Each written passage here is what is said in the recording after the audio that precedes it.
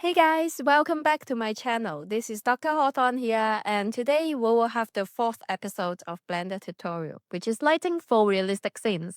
We are back here in Blender, and we do have the end table and a chair we created yesterday together with some materials we applied. Of course, I hope you will have more than that because yesterday we gave you an assignment to create more items for the tabletop and also apply different kinds of material if you want to. And now, today we will talk about different types of lighting.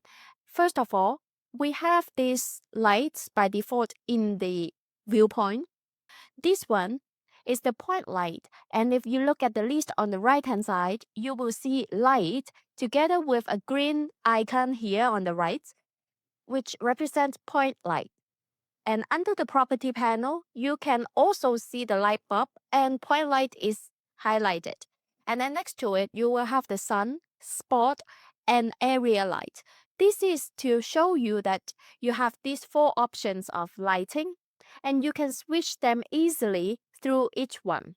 When you switch the lights, you can see that the logo of the light is changing and how you can see it on the viewport is changing, but you can't see the lights, and that is because you are not switching this to the fourth one, which is the render preview. And when we turn on this one, you can see that the shadow and the light ray is different as well. When you change on this is how we start to get the lighting set up for the scene, and we will talk about this one by one.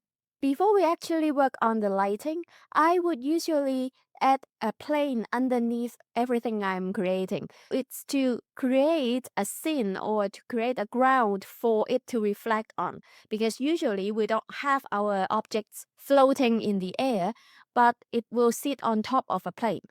Two ways of doing that. One is to create a plane, scale it up, and just to put it underneath the objects. But this is requiring a lot of experience because either you turn on the snapping tool or you try to find the point that is right under your model and it doesn't really have the model floating on top, because when you shine a light on it, then you will definitely seeing something that is floating or it's really touching the ground. This is one thing.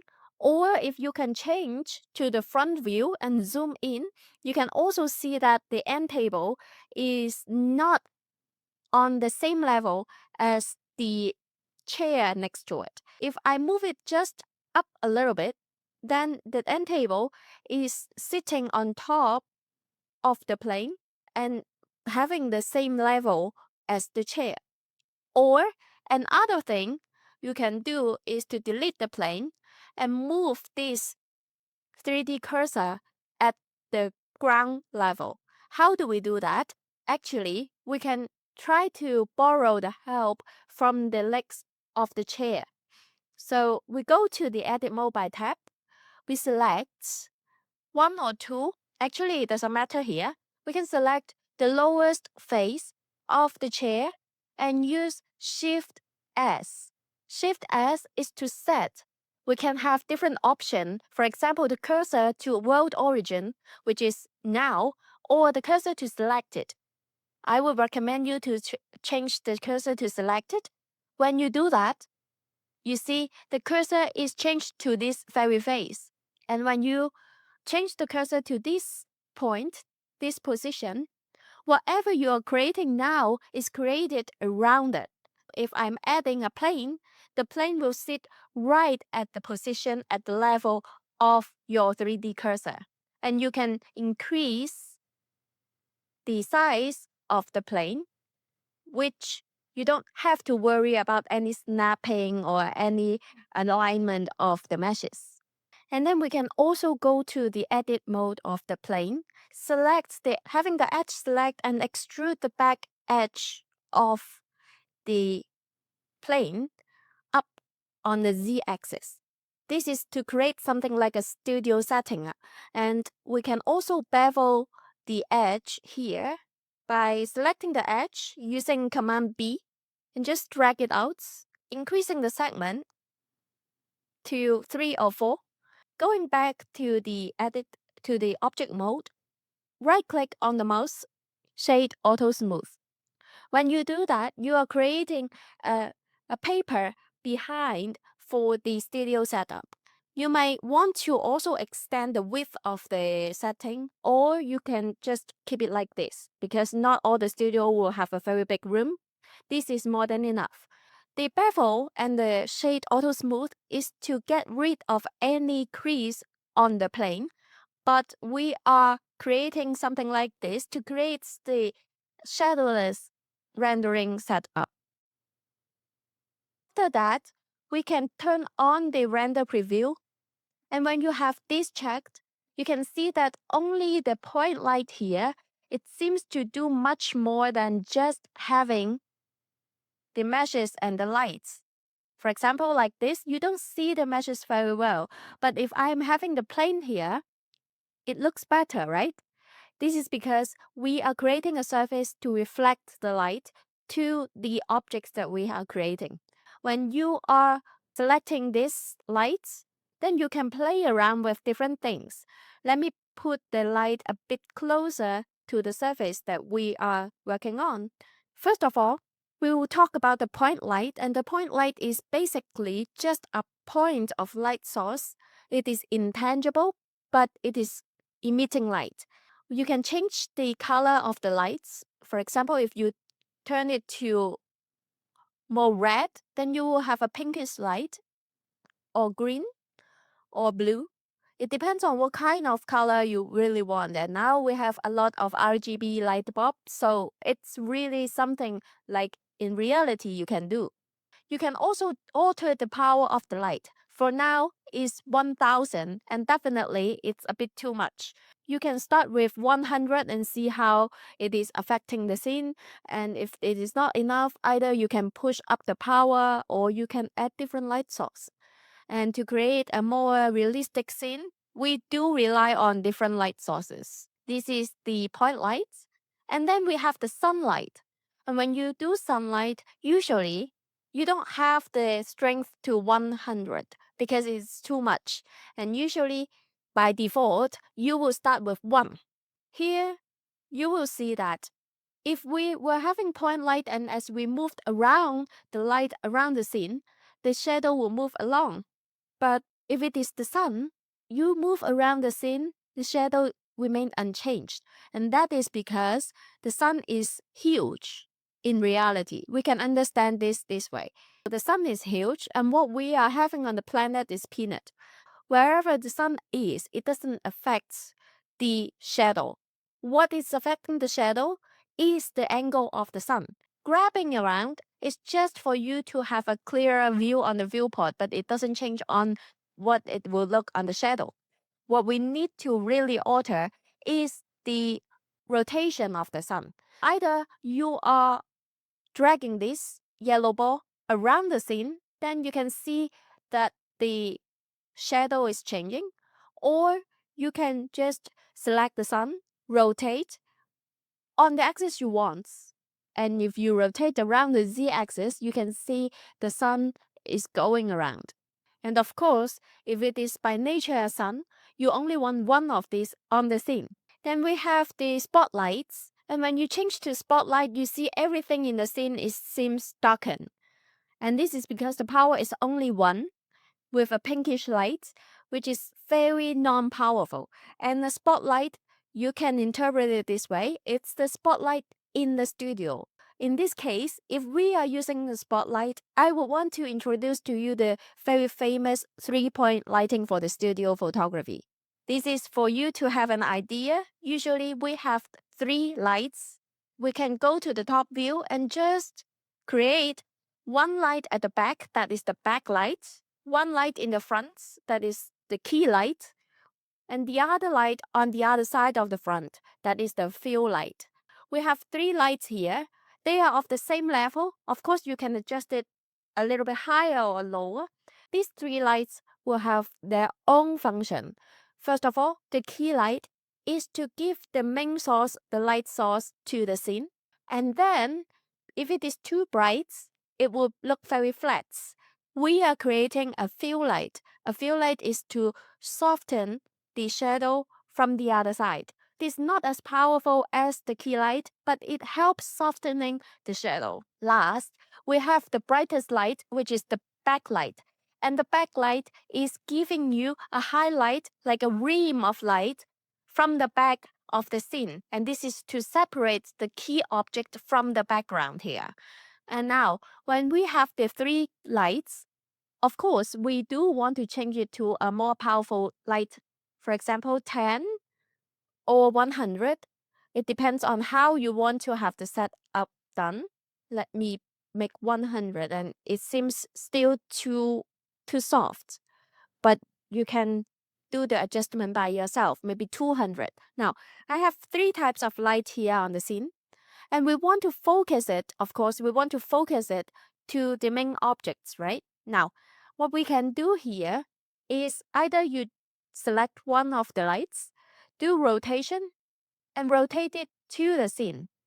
But this requires a lot of effort because you need to do the rotation from the top view, from the side view, and the front view. There is a trick to that. That is selecting all 3 lights together and then use Shift T on the keyboard. When you press Shift T, you have all the lights focusing on the same point where your mouse is. And when you do that, you can see the light is shining on different location. It depends on where your mouse is on. You can also use the same for area light, and you can change it directly here. And when you change it to the area light, again, it is intangible and it is a light source. And so area light is basically a filling light to the scene because you don't have the light bulb here, and it is to help you getting brighter the scene that you want to render. And now, maybe the other 2 is not very useful. I'm going to hide it, and we can focus on this very one. This one is the area light, and if you zoom into it, you will see a square here. And this square is exactly the shape of area light. As you can see, if I move around it, you will see that the light is shining a shadow like from the plane to the ground. And what is above it is not bright. And what is underneath it will have a light shining on it. This is area light. And when you create an area light to the scene, be very careful of that. Maybe you want to have this in the middle of the room or floating in the air, but the ceiling will not be bright enough. So when you are doing lighting for the scene setup, please be careful and mindful to that, because sometimes realistically, if we are creating this light just to help with the, for example, the ceiling light on top of the room, then you don't want to have the area light appearing in the middle of the room, because what is above the area light will not be bright enough. You will want to have this exactly at the same level of the light bulb on the ceiling. You can also change the power of the light or the color of the light. What is more is that you can change the shape of the light from rectangle to a disc or an ellipse or a square. Depends on how you want to do it. And if your scene is a smaller scene, you can also increase the size of when you increase the size of the light wide enough and big enough, then the light will become softer and softer. As you can see here, the light is becoming softer. So if your light is huge and you have the same power as before, the light is more mild. It depends on whether you want to have a very strong fill light or if you want to have a mild fill light. This is fun to play around. These are the 4 types of lights. And then last, but really not the least, and it is very helpful, is the emission material. The last topic I want to introduce today is the emission material. And the emission material, of course, we have to go back to the material tab here. And also, we change it back to the render preview. Let me get rid of this light first because it's distracting. We have no light in the scene. But you can see from the shadow that we do have a lamp on top of the end table. And we are going to use this lamp. This lamp is just an ordinary mesh with a shield here and the body of the lamp, the face. And also, if you look closely, there is a light bulb. But now, this lamp is totally empty in terms of material. You don't have any material applied to the lamp. Of course, you can color it if you want. But what I want to show you here is just to create the emission material. And this is not covered yesterday. We are going to talk about this now. When we select the light bulb, we can create new material. And you can name it like a lights. For now, you don't see anything. It's white in color, but you don't see it being emitting light, or you don't have the reflection or anything. What we can do is actually scroll down to the emission option here. And as you can see, the color is white, but the strength is 0. It means that it's not giving out any light. What we can do and what we can start with is just push the number to 1. And when you push the number to 1, you can basically see it, but you don't see any shadow in the scene, and it seems like okay, I can see the texture, I can see it is right in color, but I don't see anything else. For this, we have to talk about the render, because when we check the render engine, we are now on Eevee. And on Eevee, it's not the same light rate tracing as it is in cycle render. Because we are in the beginner version of Blender tutorial, I'm not going to teach you how we can render this kind of material in Eevee, because it requires some indirect lighting. And if you are interested in knowing more, just stay tuned. I will have another tutorial for that.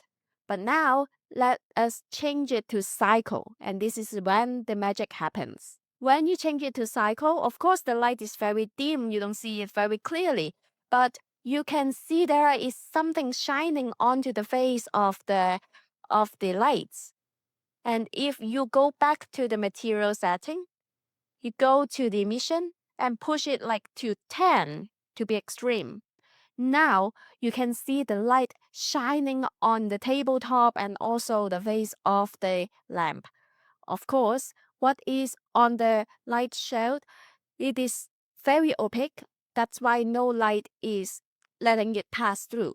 When you are creating any light source in the Blender setting, they are all intangible. How can you make it tangible? Is to actually create a real mesh, either to make it emitting light, or you make it translucent or transparent, and then give a light bulb inside or a light source inside. That means a point light. This is how you can create light for the scene. So, today's tutorial, we have introduced to you 4 types of lighting. First, we have the point light, and then we have the sun, the spotlight, and the area light. We have also talked about the 3-point lighting for studio setup and the emission material, which is more direct and straightforward if you are using the cycle render engine.